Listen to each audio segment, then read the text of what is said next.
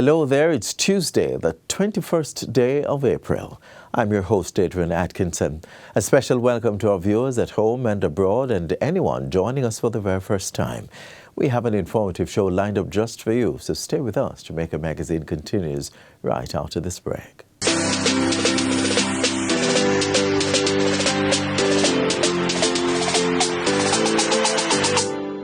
From sunrise on the beach to sunsets in the hills, Jamaica is more than a place. It's a vibe. It's the rhythm in our music, the flavor in our food, and the pride in our people.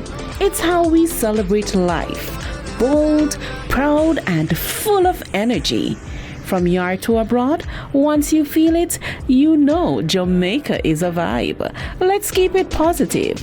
Let's keep it proud. Let's keep it Jamaican, because Jamaica is a vibe.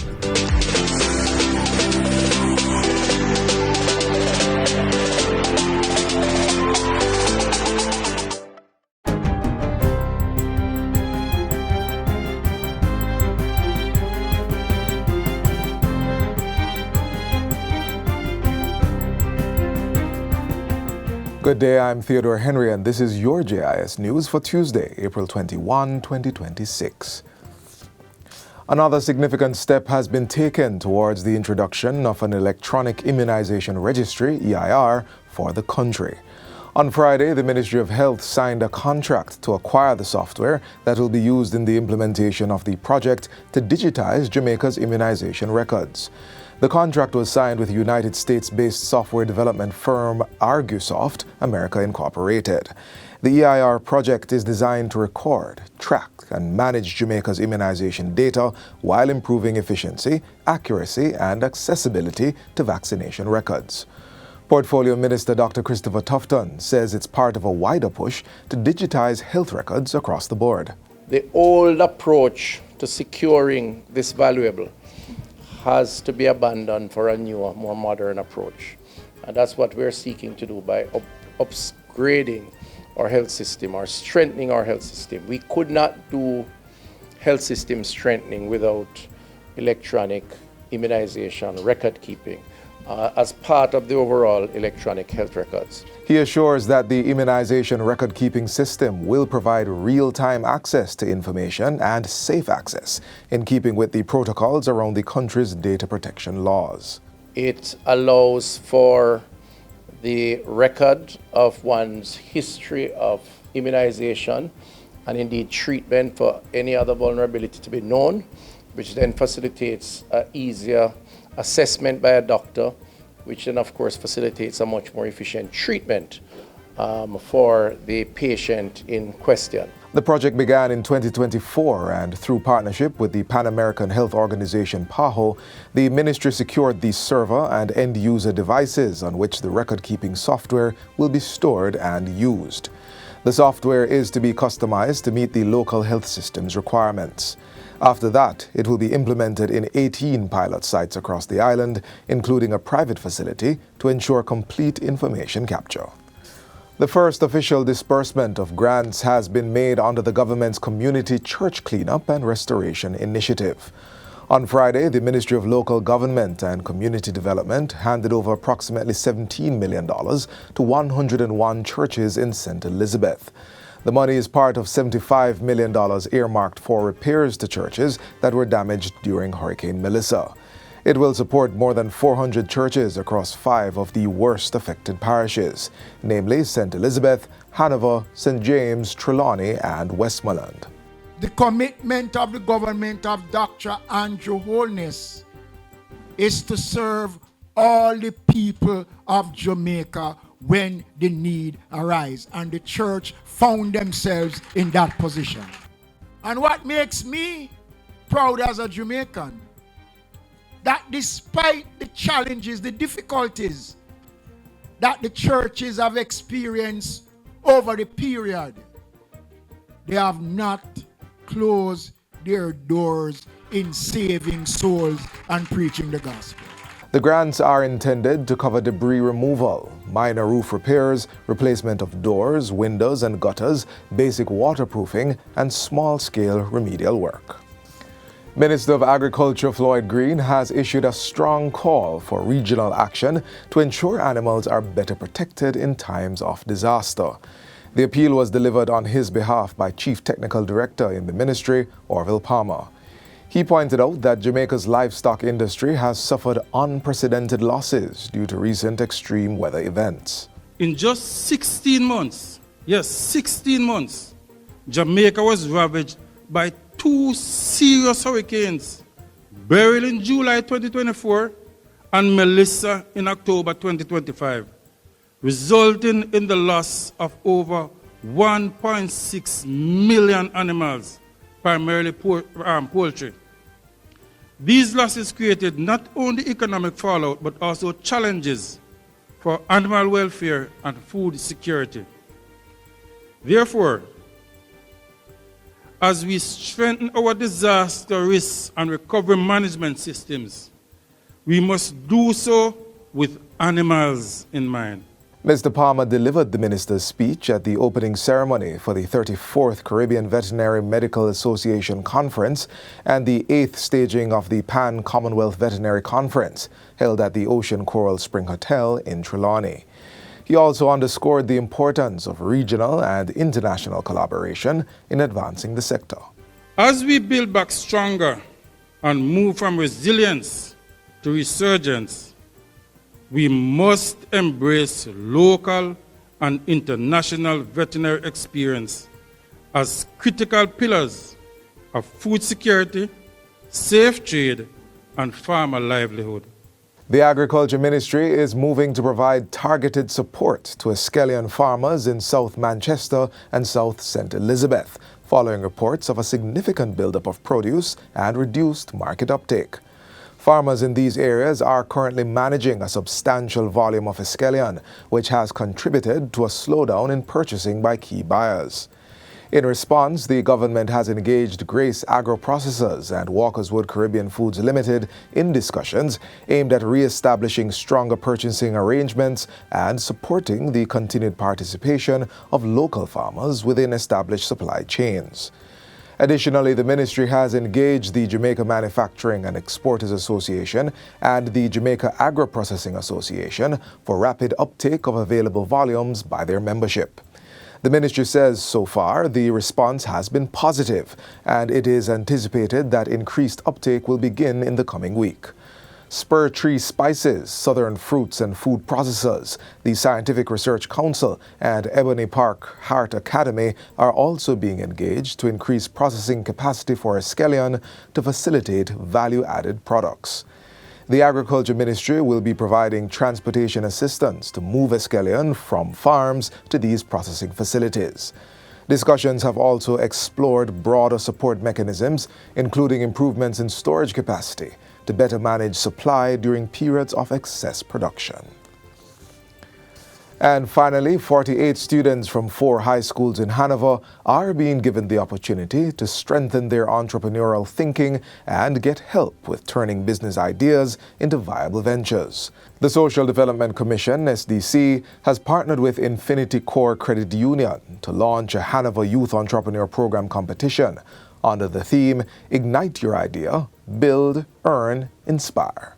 To qualify, ventures must meet real needs within the participant's school or communities, demonstrate innovation, and show potential for long-term sustainability. Each participant or team will receive $10,000 in seed funding to be deposited into an Infinity Youth account to promote financial discipline and accountability.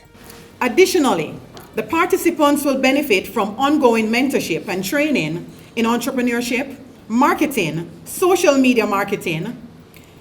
We will have business expos at each of the participating schools, and these expos will provide students with the opportunity to showcase their ventures to their peers and the wider community. The expos at participating schools will serve as the platform for final judging. At the end of the competition, top performers will receive business grants of $30,000 for first place, $20,000 for second, and $10,000 for third, along with trophies and certificates. The program will culminate on June 10 with a ceremony celebrating the innovation and growth of the young entrepreneurs. And that's it for JIS News Today. I'm Theodore Henry. Thanks for watching.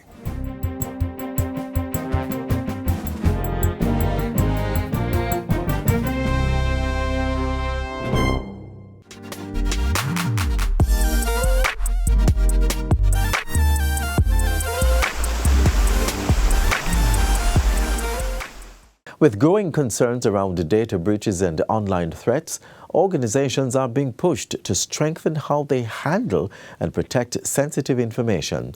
Up next, to explore how businesses can stay secure while keeping up with today's fast-changing digital environment. Take a look.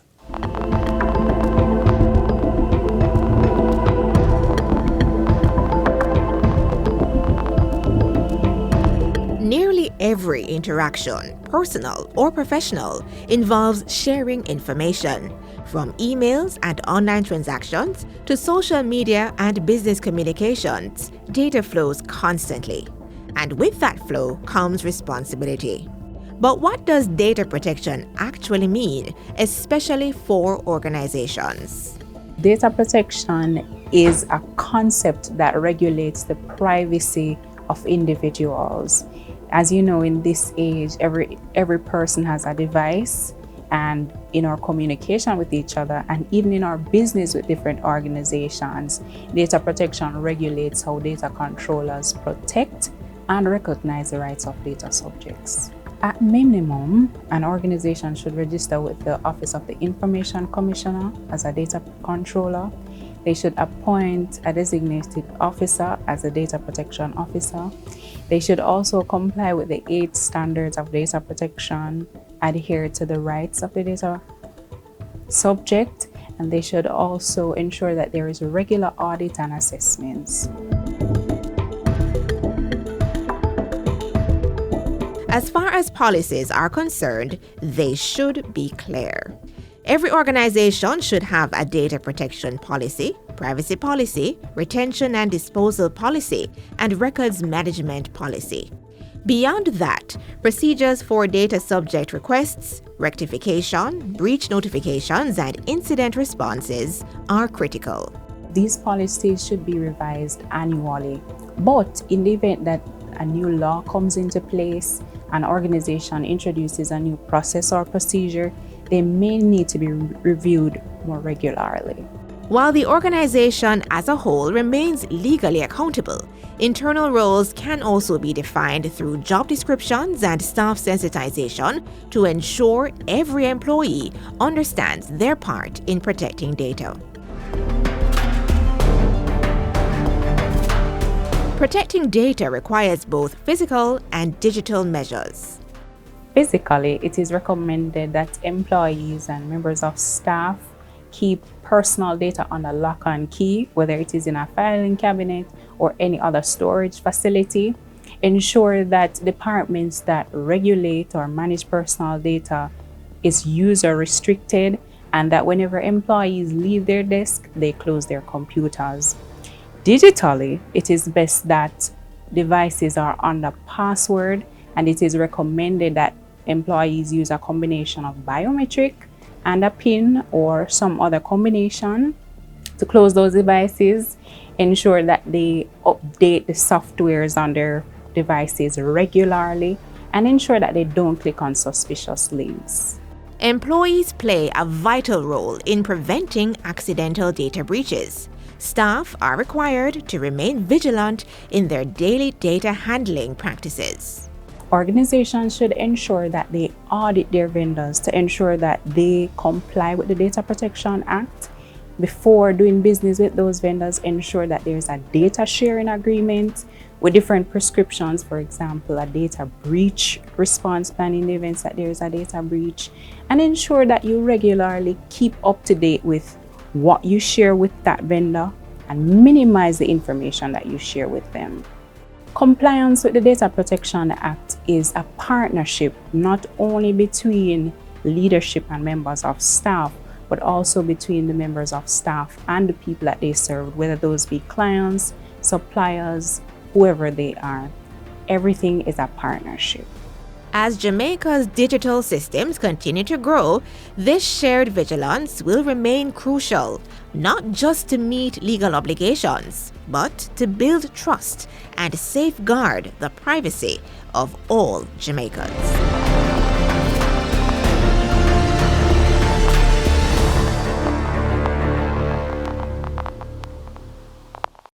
Are you confident that you are the legal owner of your property? Take action to secure your property ownership. Get a registered certificate of title and become the legal owner of your property. To register your property and obtain a certificate of title, you will need to provide a tax registration number (TRN), a valid government-issued identification, a survey diagram, documentation to prove ownership, up-to-date property tax certificate, the names, addresses, and occupations of 2 neighbors over the age of 50 who are not family members and can give a declaration on your behalf. Proof that you have been in open, undisturbed, and undisputed possession of the property for 12 years or more. For further information on registering your property and obtaining a certificate of title, contact the National Land Agency at 876-750-5263 or 876-946-5263. Email asknla@nla.gov.jm or message us at WhatsApp at 876-418-5089. The National Land Agency. One agency, one goal to serve you better. Thank you so much for staying with us right here on Jamaica Magazine. As we observed World Creativity and Innovation Day, we highlight the power of creativity at any stage of life. Up next, we feature 73-year-old Nugent Hewitt, whose talents from painting to singing prove that creativity truly knows no age.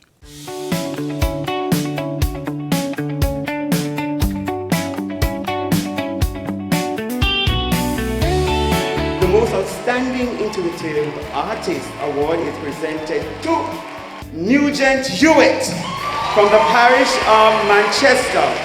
6 gold medals and 1 silver. That was the tally for 73-year-old visual artist Nugent Hewitt at the 2025 Jamaica Cultural Development Commission JCDC Visual Arts Competition. It's a performance that earned him the title of Most Outstanding Artist, proving that creativity only deepens with time. For the Manchester native, it was a moment decades in the making. I feel so good. I'm over the moon. Open to artists of all ages, the competition celebrates expression through paint, texture, and imagination. For Nugent, that expression is deeply personal, drawn from memory, lived experience, and quiet observation. Anything I put my hands to, it comes in as if it turned to gold in a mysterious way, which I very much appreciate. Several of his works reflect moments that stayed with him over time.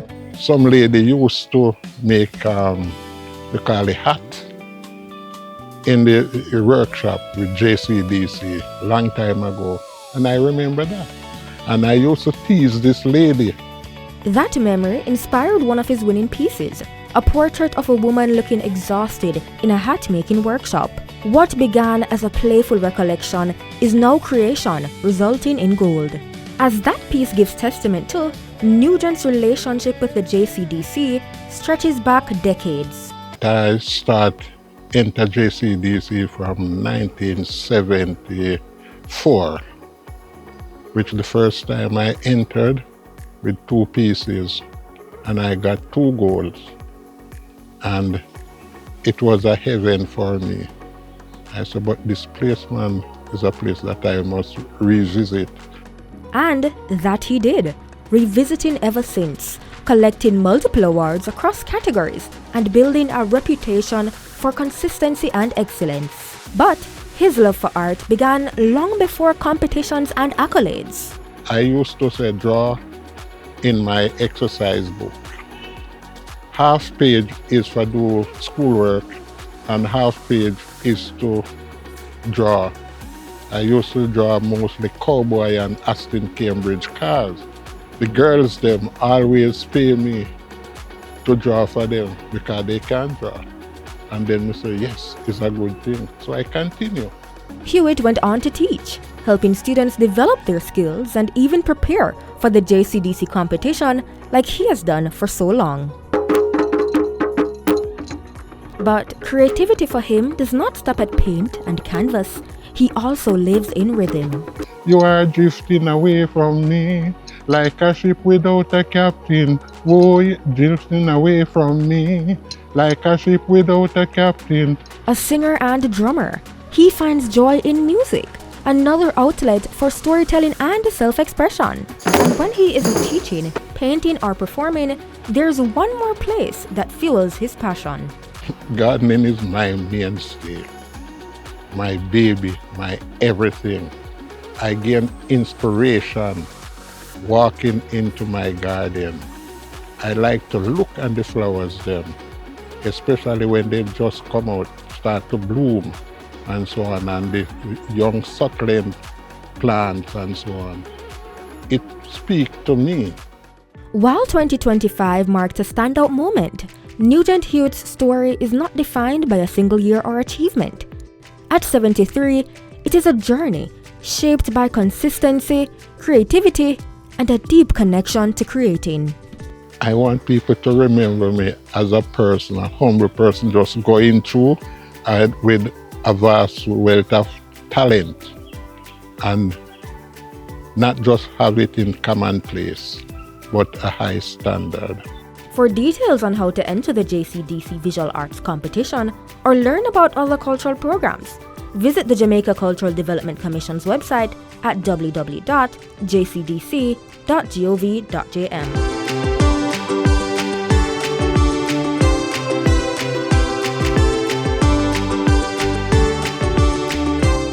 World Creativity and Innovation Day also highlight the power of new ideas in shaping the future.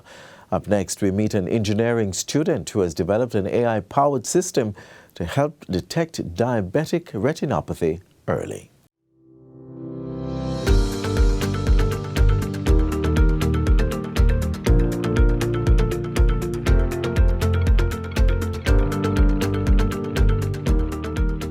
Emerging technologies such as artificial intelligence, AI, and machine learning is revolutionizing nearly all industries, including healthcare.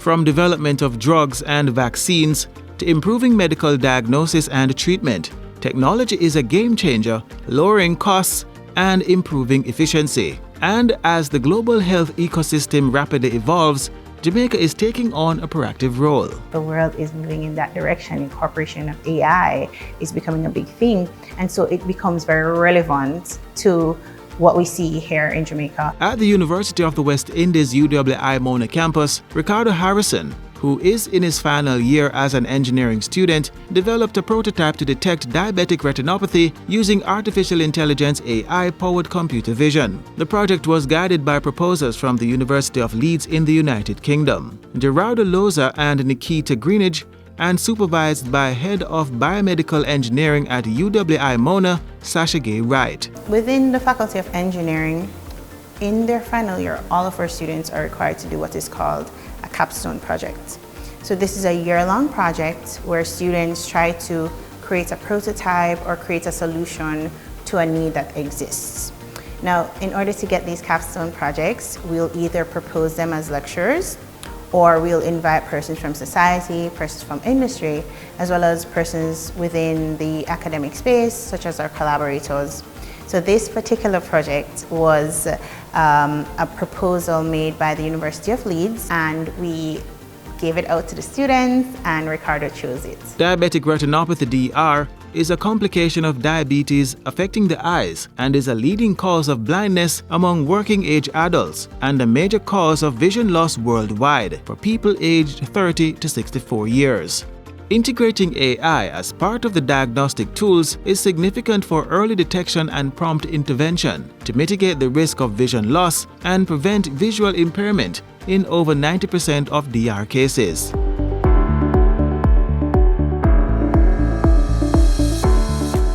The whole purpose of this project is to create a system that is able to capture a photo of the retina, and from that photo the system is able to view different or process different parts of the image to tell whether or not it's severe, proliferative, moderate, mild, or healthy eye. The innovative solution is intended to provide an alternative for low-resource hospitals, where typical diagnostic machines are large, expensive, and unportable. It's a model that improves on existing solutions by offering a lightweight, locally deployable system with a user-friendly interface designed for non-specialist healthcare workers. And it's a model Harrison believes can benefit many persons in Jamaica and the Caribbean, where access is limited. There has been many others out there, but they use different deep learning techniques. Mine specifically use ResNet 152 version 2, and with that it has very deep layers, and due to the complexity of these diabetic retinopathy images and the subtle details between them, I would need a model such as that to be able to distinguish effectively between those. So I use a 20D lens, and the 20D lens zooms in onto the back of the retina 3.3 times, and I use a smartphone to capture the photo that is shown in front of the lens. And from that photo, I then upload it to Google.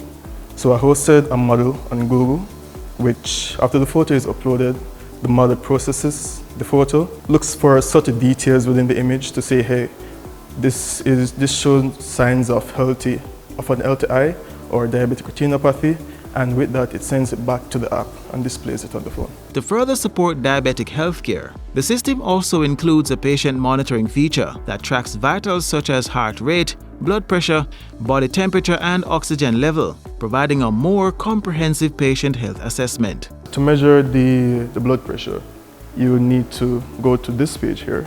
As you can see, it says the status is connected, meaning it's connected to this device here. The challenge to build out the model was a first for Harrison, but one which he prides on his own drive to conquer every challenge and provide a solution to a problem. I've never really taken on any project that involved AI before, and from my perspective, I like a good challenge. I had the help of my supervisors and my lecturers.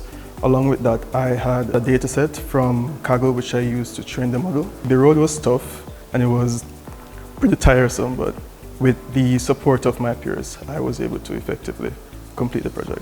Based on the performance of the entire system, this young, bright Jamaican is hoping to have his new diagnostic machine integrated in the clinical setting, which will reduce the money spent on expensive devices, benefiting the public. Within the Caribbean, there tend to be not enough of these devices to aid in diabetic retinopathy detection. So my project is really aimed at creating something that's cost-effective and easily integratable, and makes the whole process easier for the healthcare professionals. It's at 78% ready for integration in hospitals. And I'm very interested in seeking more opportunities or more support in bringing it further and possibly increasing its current percentage integration.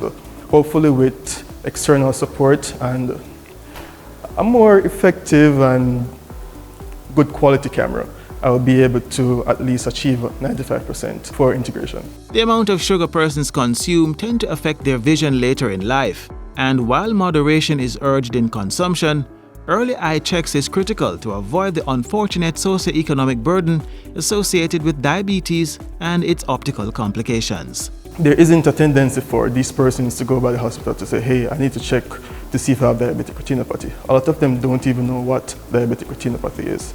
So I think with the inclusion of this device into hospitals, it will bring more awareness. As the innovative minds of our youth continue to sprout in key areas of development, Jamaica, through institutions such as our universities, is cementing a bright future where AI and machine learning is set to transform healthcare and contribute to better patient outcomes in an economically sustainable way.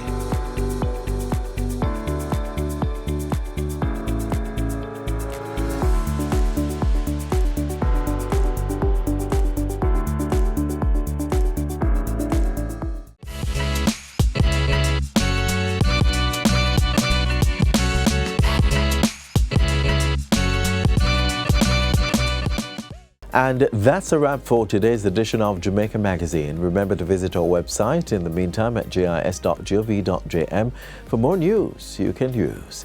On behalf of the entire production team, I'm Matron Atkinson. Stay safe.